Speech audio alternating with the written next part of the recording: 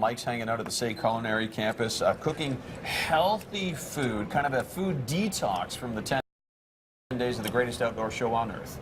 Yes, but you know what? Man cannot live on lettuce alone. Moving on to dessert.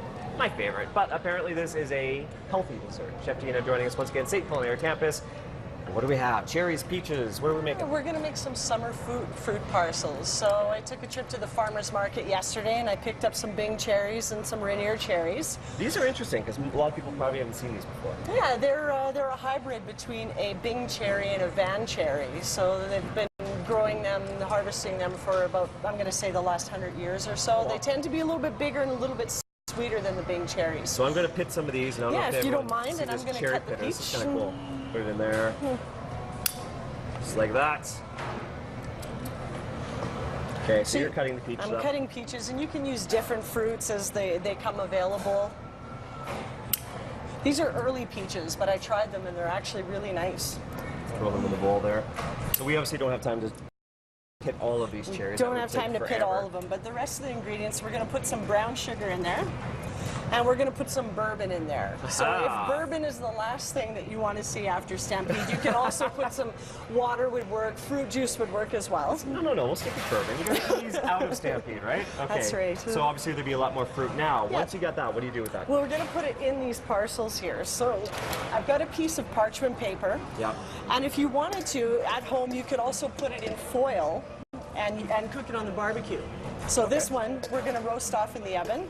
So obviously there'd be a lot more of it. It'd be more There would be more fruit in here, but I can show you the crimping technique. So once you have that, you just start folding over the parchment paper like this. Okay. And these get roasted in a 400-degree oven for about 20-25 minutes, depending on what kind of fruit you have in there. Something like strawberries and rhubarb would probably cook a little bit quicker than these. And I have one that I roasted off earlier. Okay. So you're just going to open that up? I'm going to open it up. And that's our fruit. Presentation-wise, in a bowl. In a bowl, and this one, because it is the getting back on track after Stampede, I've got some honey yogurt that we're going to serve with this, but this would also be delicious over some ice cream, whipped cream. Whipped cream would be delicious. That's what I would go for. But we are healthy, so we're doing some Greek yogurt. We're going to go yogurt, and then we're going to garnish this one with a little bit of chiffonade of fresh mint.